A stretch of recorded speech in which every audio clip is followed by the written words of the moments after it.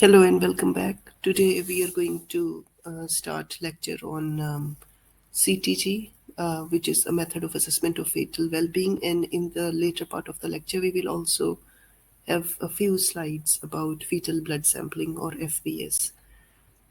So by the end of this lecture, you should know what are the indications for CTG, some common indications to know that CTG is ideally reserved for high risk pregnancies, but we will mainly speak in the context of how we practice in the UAE to identify what are the pathological features of a CTG and what are the common parameters which are used to classify a CTG, and to know pathophysiology of different types of CTG findings and correlate with a clinical scenario. Okay, so CTG is basically, it stands for cardiotocograph. So it's kind of a graph, it's a printout, it's like an ECG, but it tells us about the heartbeat of the baby, but it also tells us about the uterine contractions. So cardio is related to fetal heart, toco is the term which is used in relation to the uterus, and because it produces a graph, so it's CTG. By definition, it's a graphic recording of fetal heart rate and uterine contractions. And how is it performed? It is performed by the help of electronic devices, and usually these probes are used. Okay, so for a single pregnancy, there are two probes. One is to monitor uterine contractions, the second one is to monitor fetal heart. And if it's a twin pregnancy, we need an extra probe for the second baby. Use of CTG does not improve perinatal indicators in the presence of a low-risk pregnancy. So theoretically, CTG should be reserved to monitor high-risk pregnancies, but in UAE, we practice differently. So in the UAE, even for low-risk pregnancies, CTG is used. Why ideally it should be reserved for high-risk pregnancies? Because in low-risk pregnancies, it unnecessarily can increase the risk of having cesarean sections or other interventions which can be instrumental deliveries. Okay, so the paper speed, the speed at which the paper is produced by the machine, it can be set. There is usually a button at the back of the machine, and it should be set at 1 centimeter per minute. Okay, so what do I mean by that? I'm going to explain in this slide. So it's also called electronic fetal monitoring or continuous fetal monitoring. Okay, continuous electronic fetal monitoring. That means the same thing.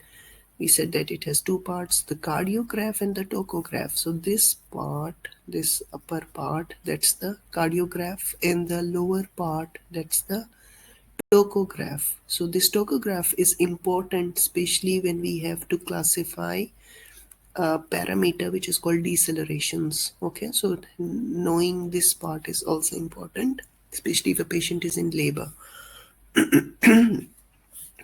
So if you closely look here, so this is the vertical, right? The y-axis basically, it tells us about the heart rate of the baby. So 60, then this one is 70, 80, 90, 100, 110, 120, 130, 40, 50, 160, 70, 180, and so on. Okay, so along the y-axis, that's the fetal heart rate, and along the x-axis, that's the time duration. Okay, so that's the duration in minutes. Now, if you see, we said that the paper speed should be 1 centimeter per minute. Okay, so if you see, these are further divided into squares.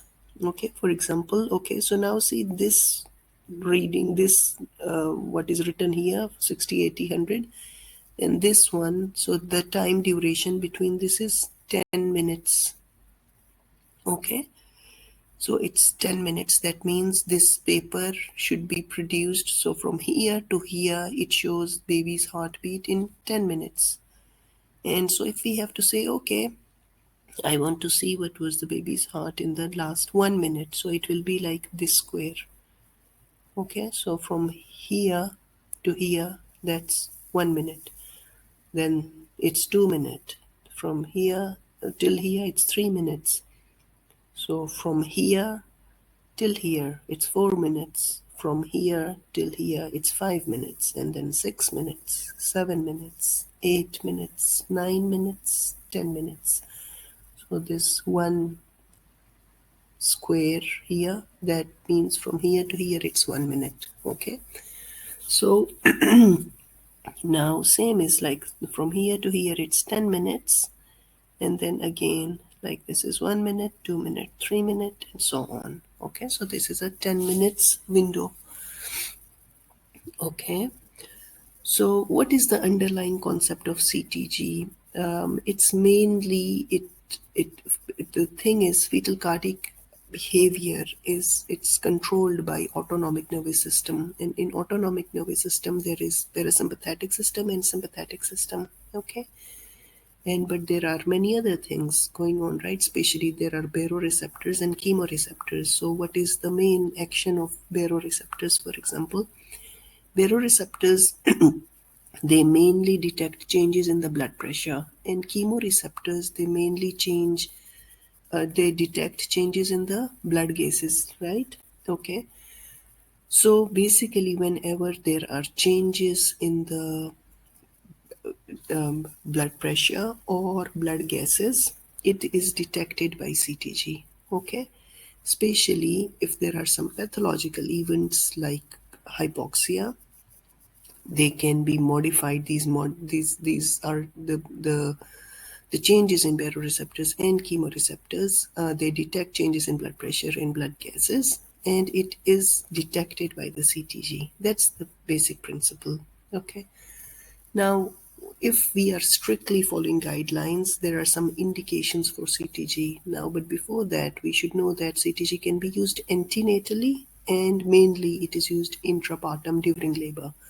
But even when a woman is not in labor, it can be used. That's for monitoring. Okay, for example, if it's an IUGR baby, or even if a woman otherwise she's low risk, but now she has presented with repeated episodes of reduced fetal movements. Now it's a risk factor, right? Reduced fetal movements. It can be some underlying problem. So now we will perform a CTG. Similarly, if a patient, we think that this patient may have, for example, suspected placental abruption. She presents with vaginal bleeding after 28 weeks, or some hospitals use after 26 weeks, then we will perform a CTG. And if there is any other risk factors like oligohydramnios, okay, so it can be used antenatally and intrapartum. So not all women need CTG if we are talking theoretically, but in the UAE, CTG is performed for all women regardless of whether they are low risk or high risk. Now, it is very important to know the clinical background. Okay, so before interpreting a CTG, we have to know what is the background. Like, so is the woman is what is the gestational age? That's very important. I'll tell you later why. Is she in labor or not? Again, it's very important. Okay, what is the clinical situation? So if she's in labor, what is the stage of labor, right? Is she on epidural? Is she on augmentation with oxytocin? We need to know the risk factors. Okay, now this is a mnemonic. First is like this: Dr. C. Pravado. Okay, DR means define risk, which means we need to know a clinical background. See, this applies to every investigation, even if we have to interpret an ultrasound, or even if a radiologist is performing an ultrasound, we need to give them a brief clinical background, right? I'm suspecting this, so they perform an ultrasound of this organ, okay? Or an MRI or whatsoever. So same is with this patient. C is first we will look at the TOCO part, the contractions if she is in labor. Then we have to, there are four main parameters. Okay, first is the baseline heart rate, second is variability, third is accelerations, fourth is decelerations, and there are many different types of decelerations. And then in the end, we have to categorize a CTG, whether it's normal or whether it's suspicious or whether it's pathological. Okay, and then further management is based on that. So we are going to describe each of them. Please remember that CTG interpretation, there may be a lot of inter-observer differences. The same on the same labor ward, a consultant may think that it's suspicious, but a colleague may think that it's pathological. So there may be some differences. And this lecture is for undergraduate students, okay? Because CTG overall it's a very complex topic, so I have tried to simplify it for undergrad level, especially related to decelerations, variable decelerations. That's one of the tricky parts. Now we will discuss about abnormalities of the tachograph by NICE guidelines. We have NICE guidelines from the UK. There are actually, as I said, there are four main parameters, right? For contract. The first is baseline rate, then variability, then accelerations, and then decelerations. This is on the fetal heart, the cardio part. Okay. So for the toco part, even there are categories. Okay. So even the abnormalities of tachograph, NICE guidelines have categorized them into white, amber, and red categories. But don't worry about that, okay? Just focus on these three things because these terms are used quite frequently, especially hyperstimulation. First is called tachysystole. Second is uterine hypertonus. Third one is uterine hyperstimulation. A lot of people use these terms synonymously, but there are differences as we will see. Okay. So, for example, a 34-year-old multigravida is in labor at 38 weeks of gestation. On examination, the cervix is 5 centimeters dilated. Her labor was induced due to gestational diabetes requiring medication. Her CTG is as follows. So, she's a high risk patient. Okay. Now, see. Okay, so what do you see first? As a rule, now we have a clinical background. Okay, so we are following this, right? So we define the risks. Now we know that she's in labor. And first thing we want to see is the toco part. This is not an actual CTG. I couldn't find any CTG, actual CTG, so I have taken it just from internet. Okay, so just see how many. So first define in 10 minutes, right? How do we know? So it's written here, right? From 15 to 25, that's actually 10 minutes. So first identify a 10-minute window and then see how many contractions is she having. Okay, 1, 2, 3, 4, 5, and more than 5, 6. Okay, or alternatively you can choose even this window from here till here, okay, and then count them. So take is, but I know I have not taught you this yet, but this heart rate is normal, like this heart pattern is normal. Okay, so she's having normal contractions, it should not be more than 5. Okay, 6 contractions in a 10 minutes window, that's abnormal.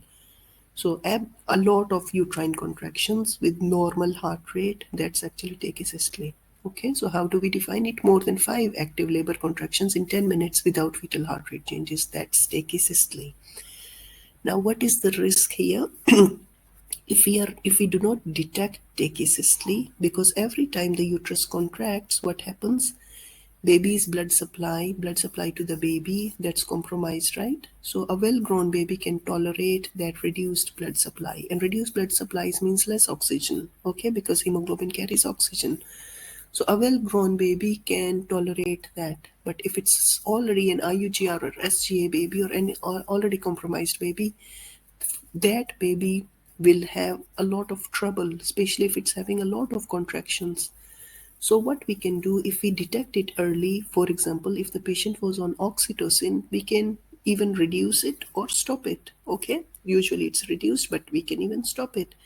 And but still, if she continues to have a lot of contractions, what we can do, we can actually start give her terbutaline. Do you remember terbutaline? That's a tocolytic. So it depends, okay, because if we just if we do not detect this thing timely, what will happen? Ultimately, baby's heartbeat pattern will, like, it will start to show abnormalities. Okay, that has another name which I'm going to tell you in the coming slides. Okay, so now there is another pattern here again. If in the same patient, see, for example, just select a 10 minutes window, right, from here to here, or you can select from here to here, right? So from here to here, that's a 10 minutes window. So how do we define uterine hypertonus?